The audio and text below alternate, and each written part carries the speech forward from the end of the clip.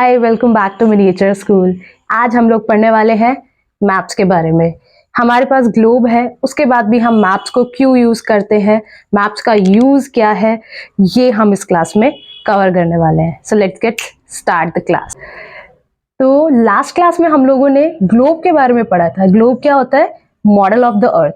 लेकिन हमारे पास जब ग्लोब है, मैप की क्या जरूरत पड़ी होगी?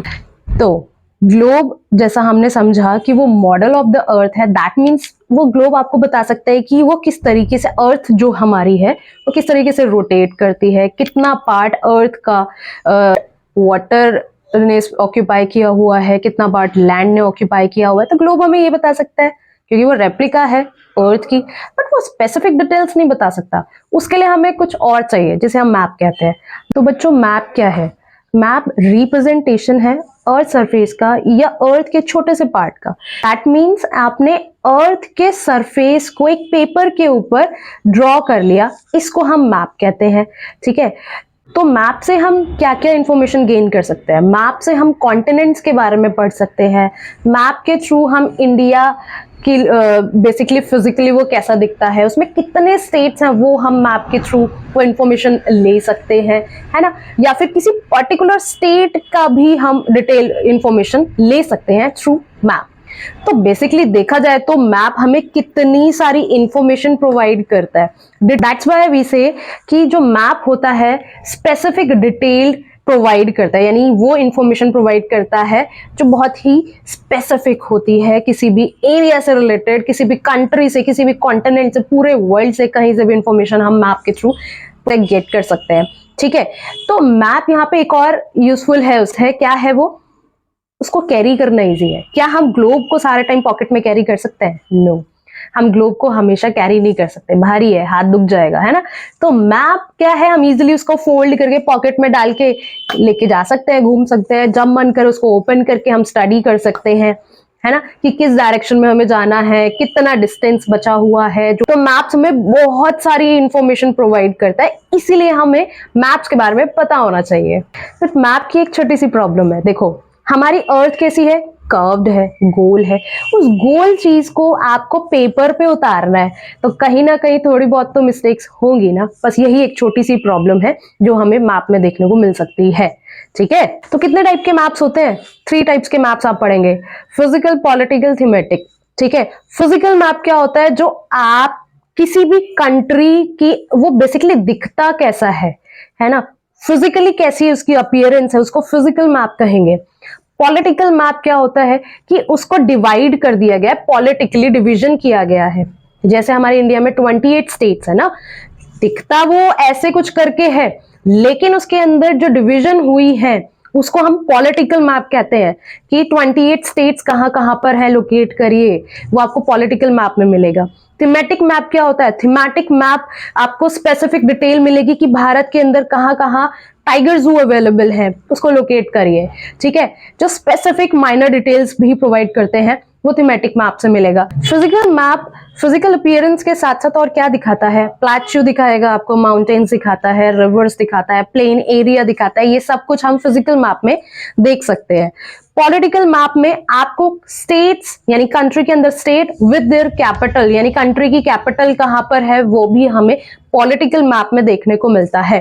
ठीक है, एंड थीमेटिक मैप में आपको पॉपुलेशन से रिलेटेड मैप मिल जाएगा, लैंग्वेज बेस्ड कि सबसे ज्यादा कहां पर कौन सी लैंग्वेज बोली जाती है, हिंदी कितनी % बोली जाती है, किसके स्टेट में बोली जाती है, राइट। ये सारी इंफॉर्मेशन हमें थीमेटिक मैप से मिलेंगे। सबसे ज्यादा बारिश किस एरिया में होती है, कितने होती है, ये भी हमें थीमेटिक मैप से मिल सकता है। यानी बहुत स्पेसिफिक डिटेल हमें थीमेटिक मैप में ही मिलेंगे। ठीक है, अब हम पढ़ेंगे एलिमेंट्स ऑफ मैप, और जो कि बहुत इंपॉर्टेंट है। अगर वो आपको समझ आ गया तो मैप आपके लिए बहुत ईजी है। जो मैप्स हमें इतनी सारी लॉट्स ऑफ इंफॉर्मेशन हमें प्रोवाइड करता है, बट उसके अंदर कुछ छोटे छोटे माइनर एलिमेंट्स होते हैं जो हम शायद नजरअंदाज करते हैं, बट अगर वो स्टडी करना आ गया तो मैप्स हमारे लिए बहुत इजी है। ठीक है, फर्स्ट एलिमेंट है डायरेक्शन। डायरेक्शन के बारे में तो पता ही होगा, नॉर्थ, साउथ, ईस्ट, वेस्ट। ठीक है, ये डायरेक्शंस भी मैप में आप देख सकते हैं। बच्चों डायरेक्शंस बहुत इंपॉर्टेंट है। किसी भी एरिया को लोकेट करने के लिए हमें डायरेक्शंस के बारे में पता होना चाहिए कि वो नॉर्थ में है, साउथ में है, ईस्ट में है या वेस्ट में है। ठीक है, इसके अलावा इन 4 डायरेक्शंस के अलावा और भी 4 डायरेक्शंस होते हैं जो इनके बीच में होते हैं। जैसे कि सबसे पहले आपको ये पता होना चाहिए, नॉर्थ हमेशा ऊपर होता है, साउथ नीचे होता है। ठीक है, हमारा ईस्ट कहाँ होगा? जहां वेस्ट बंगाल है ना, उस डायरेक्शन में ईस्ट है, ऐसे याद रखिए। जहां राजस्थान है वहां अपोजिट वाला वेस्ट हो गया। ठीक है, तो मतलब मैंने तो ऐसे ही याद रखा है, जहां वेस्ट बंगाल है वो डायरेक्शन जो आपकी होगी वो ईस्ट होगी, उसके अपोजिट वाली वेस्ट हो गई। ठीक है, तो right east, left west, up north, down south. ठीक है, ऐसे हम डायरेक्शंस याद करते हैं। इसके अलावा 4 डायरेक्शंस की बात और मैं कर रही थी। देखिए, नॉर्थ और ईस्ट के बीच में जो डायरेक्शन होगी वो नॉर्थ ईस्ट होगी। नॉर्थ और वेस्ट के बीच में जो डायरेक्शन होगी वो नॉर्थ वेस्ट डायरेक्शन होगी। साउथ और ईस्ट के बीच में जो डायरेक्शन होगी साउथ ईस्ट डायरेक्शन कहेंगे उसको, और साउथ और वेस्ट के बीच में जो डायरेक्शन होती है उसको हम साउथ वेस्ट डायरेक्शन कहते हैं। ये 4 और डायरेक्शंस हैं। ठीक है, तो ये याद रखना। नेक्स्ट एलिमेंट हमारा है स्केल। के बारे में कई बार आपने सुना होगा या देखा होगा, आपने सुना नहीं तो देखा तो होगा, वहां पे स्केल मैप में लिखा होता है, बट कभी भी हमने उस चीज को सच में, इवन मैं भी इतनी बड़ी होगी बट मैंने उसको इतना ध्यान से देखा ही नहीं, समझने की कोशिश भी नहीं की। बट अब मुझे समझ आ गया, तो मुझे लगता है कि बहुत ईजी है। अगर ये आप भी समझ गए तो आप मेरी तरह बड़े हो गए। मजाक कर रही हूँ। ठीक है, स्केल क्या है, अब एग्जाम्पल के थ्रू स्केल को समझा देती हूँ। देखो बच्चे, हम लोगों को मैप, छोटा सा पेपर होता है, उसके अंदर हमें डिस्टेंस दिखाना है। ठीक है, अब डिस्टेंस तो बहुत ज्यादा, अगर मैं बात करूं गुड़गांव से दिल्ली बहुत दूर है, मतलब बहुत दूर नहीं, मतलब दूर है। ठीक है, तो वो एक छोटे से पेपर में कैसे दिखा सकते हैं, इसके लिए यूज किया जाता है स्केल को। लेट्स सपोज मुझे दिल्ली टू प्रयागराज जाना है। ठीक, तो कैसे करेंगे हम इसको, ये डिस्टेंस कैसे हम सीखेंगे? स्केल लीजिए आप। ठीक, आपके ऊपर स्केल गिवन है 0 to 185 और यहाँ पे लिखा है 370 किलोमीटर। इसका क्या मतलब है? सबसे पहले 0 से लेके 180 तक आप अपना खुद का स्केल उठाइए, मेजर करिए कितना है। ये बेसिकली आपको 1 सेंटीमीटर मिलेगा। ठीक है, तो 1 सेंटीमीटर इज इक्वल्स टू में 185 किलोमीटर।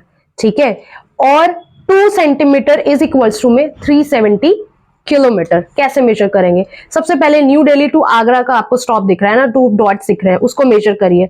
वो 1 सेंटीमीटर है, तो 1 सेंटीमीटर अगर है तो इसका मतलब जो डिस्टेंस है न्यू दिल्ली टू आगरा वो 185 किलोमीटर है।